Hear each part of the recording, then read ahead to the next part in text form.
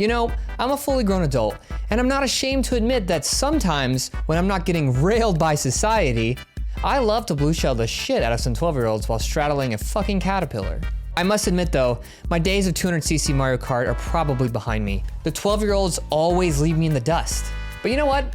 I'm not gonna let that stop me. I still wanna go fast. I may not have the ability to steer a kart at high speed using a Joy-Con, but what I can do is arguably much easier. I'm gonna completely recreate Mario Kart inside of Unreal Engine and make an animation so fast it'll completely fill the void in my heart that was left by all those 12-year-olds. Wait. So the first thing I had to do was source a kart.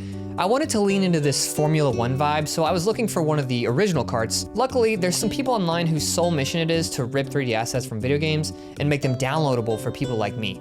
Now, I'm not saying that's what I did, but I'm just saying they're there, so, you know. This was great, but the only problem was when I got it into Blender, it kind of sucked. I mean, to be fair, the camera doesn't ever really get that close to your kart in Mario Kart, but I want to do some like really intense close-ups. That's just not really doable with these models, and despite my best efforts, my modeling skills will really only take me so far. So I decided to look elsewhere, and let me tell you, Alfonso Pyro, my dude, what a fucking legend. This guy made this sick 3D model, and he was only charging like $2 for it. Yeah, I'll buy that. Now that I had a high quality model, I had to get it set up for Unreal Engine. Despite this being a process I've done probably 10 times at this point, it's still really difficult, like every single time. First, you have to separate all the wheels, then create a rig which has bones for each of those wheels. Those bones have to line up perfectly with the wheels, and if the orientation or scale of your scene is wrong, well, you'll see. Once I had my kart rigged up, I loaded Unreal Engine's vehicle example map.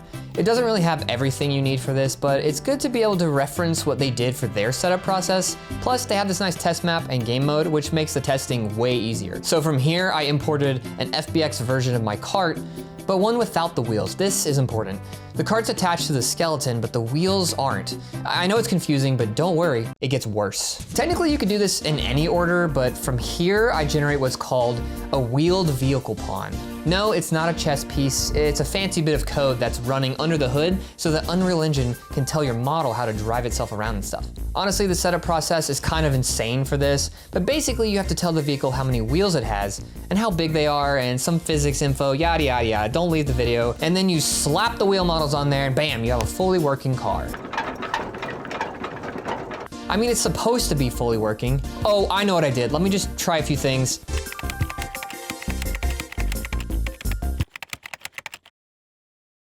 Remember when I mentioned the blender orientation and scale is very important? This is why. The vehicle has to be facing the correct direction, and the scale has to match Unreal Engine's scale. After I fix that, I do some basic scripting in Blueprint, and okay, look at that, easy. Now we have a car that actually runs, and you can even play the game and drive it around. Please don't sue me, Nintendo. So now that we have a drivable vehicle, it was time to actually drive it on something other than some bumps and jumps. Another perfect stranger was kind enough to rip this track, and I was kind enough to download it and load it into Unreal Engine. Honestly, it was kind of janky looking at first, but with a little cleanup and some texture correction, I was able to make a nice little track for Mario to zip around on. And at this point, I was pretty excited. I'm like 15 hours into this project, and I'm just ready to drive the damn thing. All right, so just press play and oh, of course it doesn't work. Why would it work? It's Unreal Engine. Everything is always difficult in Unreal Engine. Honestly, it's fine, I can fix it. You see, this model just has a massive collision box around it, so the kart can't pass through and actually get onto the track. But if I generate a new collision, then bam, we're driving. And it's bumpy. Why is it bumpy? Okay, nope, just needed to fix the detail on the collision, and hey, now we're driving around on the track. Easy. Unreal Engine is the best. Now that we have a working track, it's time to get some animation going. Sure, you could drive the car yourself, but it's 2025. Why do anything yourself when an AI can just do it better? For this, I'm using a not-so-free plugin called Rush Hour. If you ever wanted to do any kind of car animation or vehicle pathing, this plugin is an absolute necessity. Basically, you just draw a spline along the ground, tell it how fast you want to go, and bam, instant self-driving car. You might as well call yourself Elon Musk. It does take a little trial and error, but if you tweak it a bit, you can get a really nice result from it. The thing is though, this is Mario Kart. We don't want the car to be self-driving. We want to live in a world of human drivers. And turtles and talking mushrooms and dinosaurs. Is Yoshi a dinosaur? Or is he like a lizard? Anyways, we need a human. We need a Mario. Luckily, the fine folks over at Nintendo, they made one for us already. I'll just borrow this real quick and oh my God. Now we just gotta squeeze Mario's massive head into a helmet and this cart here.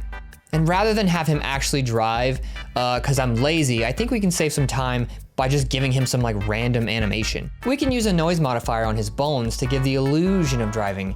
If the Switch can have the illusion of high quality graphics, then I think we can get away with this. We just gotta load him up into Unreal Engine and bingo bango. Now we got a Mario with Parkinson's disease, fully cleared to drive at over 200 miles per hour.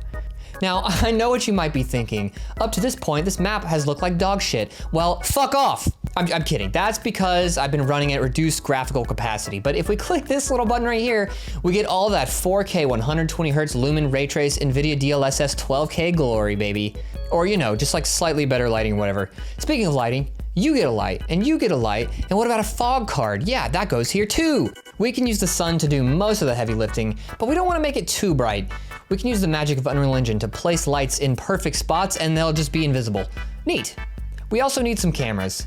One here, and then maybe we put some on the car, and honestly just wherever we feel like it. Maybe they can have some animation too. We can put these camera animations in different sequences and then cut them together here. Then I'll render all these out and edit them together into one big edit. But before we do that, the last thing I gotta do is add some FX.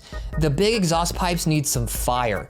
And maybe we can use this dust kickup effects I pulled from the Unreal Engine Marketplace to give our wheels a bit of a dust trail. Some effects we can't do in Unreal. Well, actually I tried to do this one in Unreal with VDBs and it just ended up not looking very good. But with big engines, we need big explosions. So I grabbed the biggest explosion I could find from Action VFX and I just comped it into this shot of the track from far away. Once I had that, I dropped it into my edit sequence and started to do the final color touches and sound. I did the edit in DaVinci Resolve because Premiere can't handle EXR sequences, and honestly I'm just too lazy to do a bunch of round trips. Plus, I love that I can do my color grade right there in the edit. I didn't have to do much though with the color. I was using an Aces workflow in Unreal Engine and basically just slapped a plugin called Dehancer on it for just like a little bit of fancy film emulation. I probably shouldn't have done it in this order, but I did anyways. So after that, I did the sound design. I pulled a lot of sound effects from this app called Soundly and a sound pack I found online. And I think it did a lot to really bring it all together. The sounds are loud and they really get your heart pumping. From there, after like 30 hours worth of work, I hit export and almost immediately I had a cease and desist in my inbox. I am pretty happy with how it came out though, and hopefully you think it's worth the wait. Let me know what you guys think in the comments and I'll see you on the next one.